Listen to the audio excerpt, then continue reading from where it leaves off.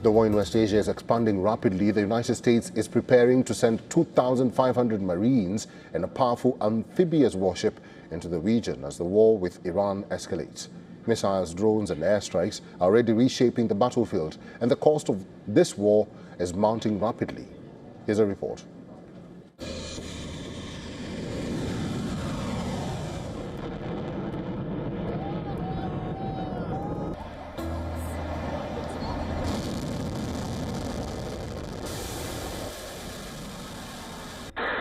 Missiles are flying across the Gulf.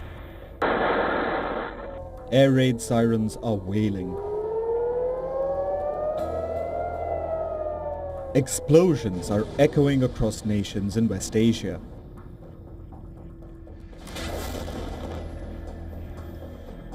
The US is now deploying 2,500 Marines and an amphibious assault ship to West Asia, reinforcing its forces as the war with Iran intensifies.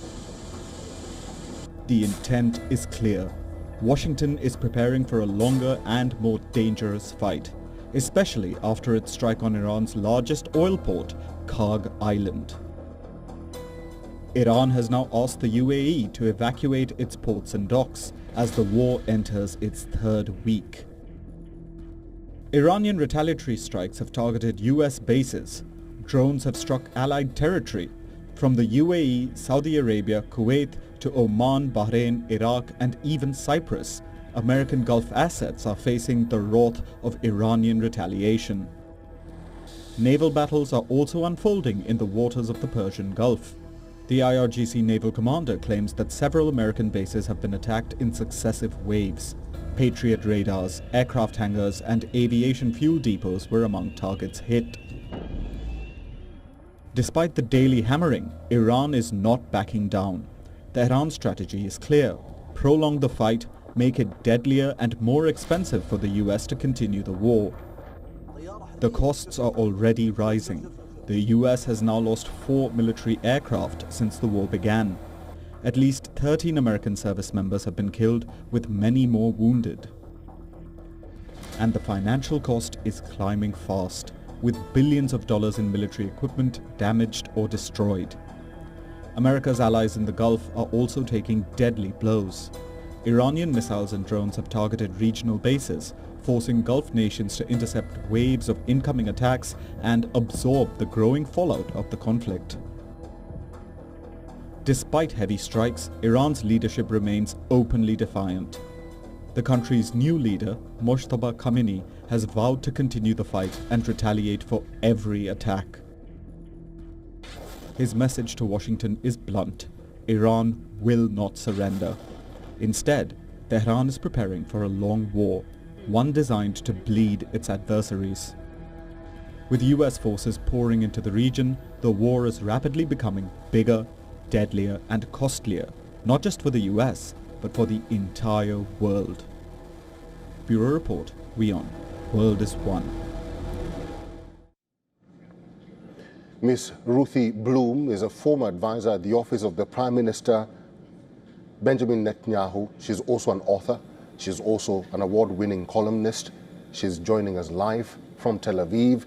Ms. Bloom, it's good to see you. The last time we were talking, you were taking shelter because of the air raid sirens. I hope you're okay.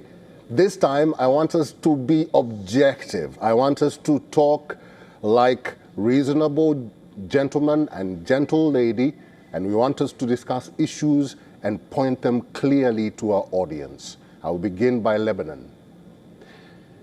800 people have been killed in Lebanon.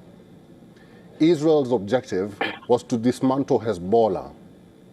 There are critics who say that this is a war that should not happen and should not extend, because it's like a collective punishment, if you like, by Israel. What say you? Well, of course, I disagree with that. First of all, it's really not collective punishment on the Lebanese people, who themselves are fed up with Hezbollah. Hezbollah has destroyed Lebanon. And the Lebanese president has been making overtures to Washington and even Jerusalem, because they are fed up. This is a vicious terrorist organization whose roots are in Iran. This is part of the larger war against Iran. And Israel has had no choice. Hezbollah attacks Israel. There was a ceasefire with Hezbollah, which it violated repeatedly. Now, you have to ask yourself, you're saying, let's be objective. Let's be objective about this war. It was a preemptive war, not an aggressive one. The United States tried everything it could to get Iran to come to the table to make a deal, and it refused. So, and Iran endangers the region and the whole world. And as we've seen, it's attacking all of the Gulf states. It actually is just being aggressive against them. Therefore, you have to ask yourself, is there such thing as a just war, even when people are killed? And I would argue that, yes, there is such a thing, and this is one case of that. All right. The Lebanese government, the Iranian government has remained defiant because they say the reason why they're attacking Gulf countries is because they're hosting their enemies, and not their enemies are the United States and Israel as it stands. So has Israel, in your own view, and I want, again, you to say objectively, has Israel attained their objectives in this war? Because they keep on increasing their attacks, they keep on targeting new sites, but there's no end in sight. Well, look, it's only been 2 weeks, and that's not something that's a long war, after all. That's first of all. And no, Israel has not yet achieved all of its goals. Also, you have to keep in mind that Iran has been pummeling Israel day and night. You said that the last time we spoke, I had to go to a bomb shelter. Mm-hmm. We are fortunate enough to have interceptors and have Israelis have safe rooms and bomb shelters. That's true. Otherwise, many more of us would be dead. The point is that Iran is being the aggressor here. Iran is the source of the war crimes, not Israel and not the United States. And it's true, it's not over yet. But I'll say one thing, the Iranian people really want this. They want it, and they want the United States and Israel to pave the way for them to topple their evil regime. Mm-hmm.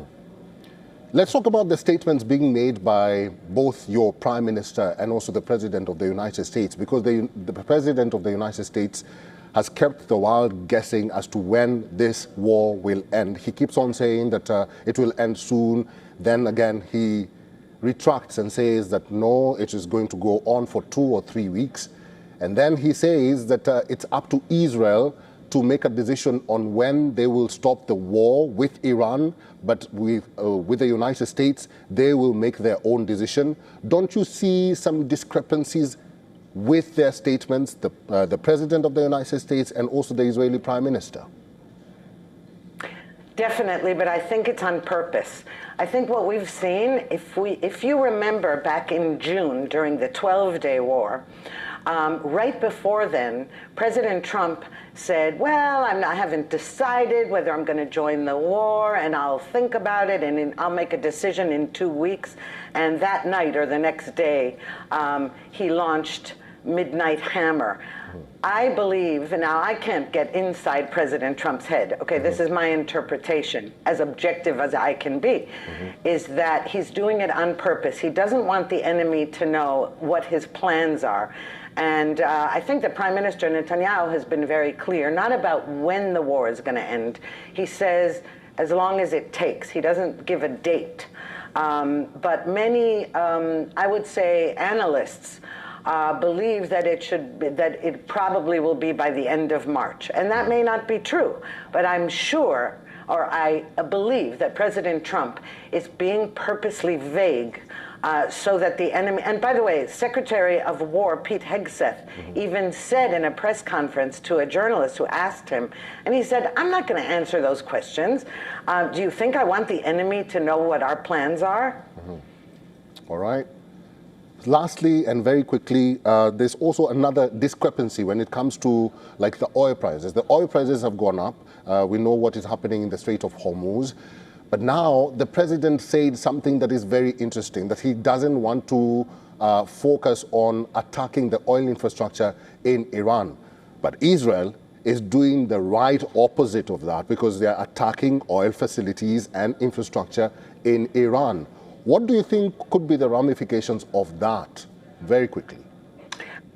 Well, look, I just think that Israel and the United States are in some ways in total coordination, but we don't have identical interests. And Israel is attacking all of the infrastructure in Iran in order to topple the regime, that's for sure, enable the Iranian people to topple the regime. And President Trump has slightly different considerations, but he has said that he's not going to allow the Strait of Hormuz to be shut down by Iran. All right. Ms. Ruthie Bloom, we've tried to be objective, but I think we've succeeded on that, slightly, but good. Thank you very much for talking thank you very much for talking to us today. And thank you for having me again.